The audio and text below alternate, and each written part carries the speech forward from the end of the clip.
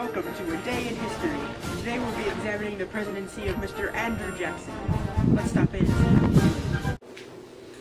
Welcome, Mr. Jackson, and thank you for your time. Thanks for having me. Mr. Jackson, where were you born? I was born on March 15th, 1767 in Waxhaw, South Carolina. What was life like growing up in Tennessee? I grew up without my father, who died 2 weeks before I was born. I received very little education while I was young, and when the Revolutionary War broke out, I decided to join the Patriot cause. And what happened to you and your family when the British took you as prisoners of war? While I was a prisoner of war, a captain told me to wash his boots, and when I refused to do so, he slashed my face with his sword.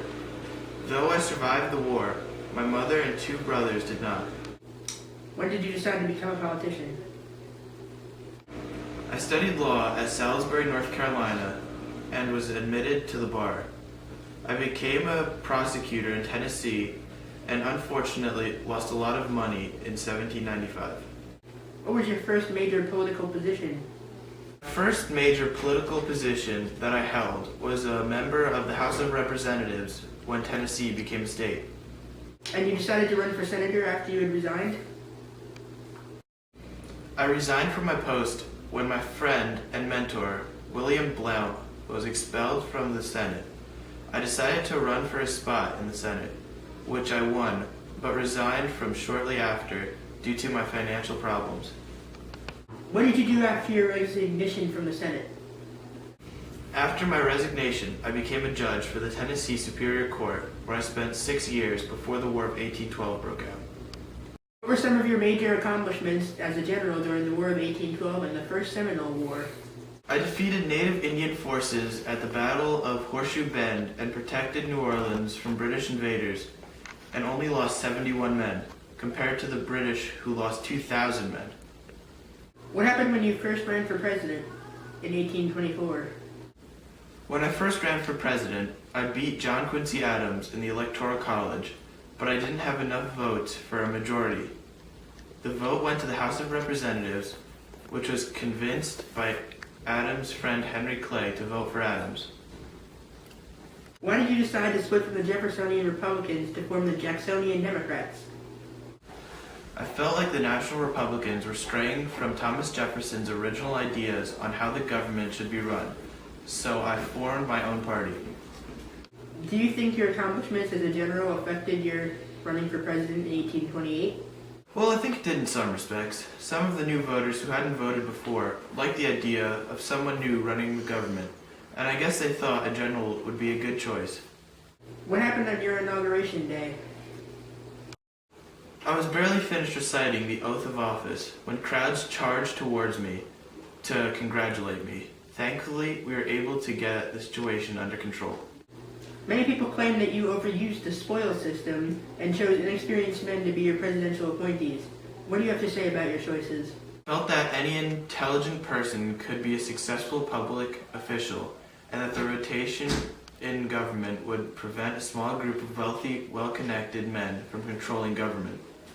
What happened during the tariff crisis in 1828? Congress passed a tariff on imports to boost the American economy. But Senator Calhoun didn't like the idea, and he and the state of South Carolina nullified the tariff. Why did you feel it was necessary to remove the Cherokee from their land?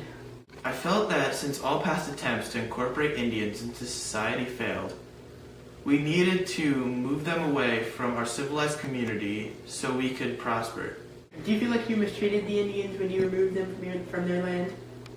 I don't feel like it was mistreatment on purpose. I think that some mistakes were made, but I had no way of controlling it from Washington. Now on to what many people describe to be the defining moment of your presidency, the Bank War. Why did you see the Bank of the United States as a monster?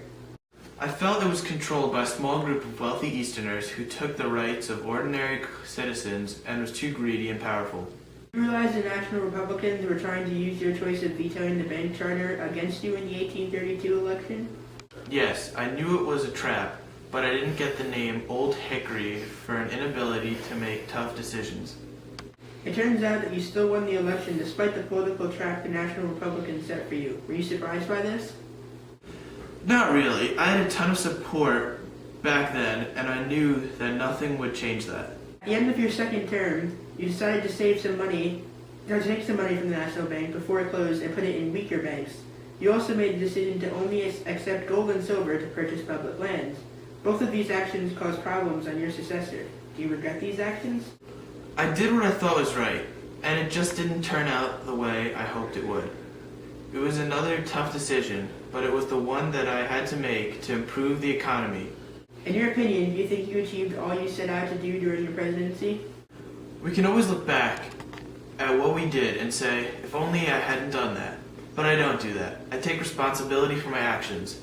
And it might seem a bit cliche, but if I could do it all over again, I wouldn't change a thing. Thanks again for having us, Mr. Jackson.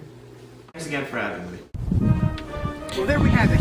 Andrew Jackson, our country's 7th president. Thank you for joining us on Today in History.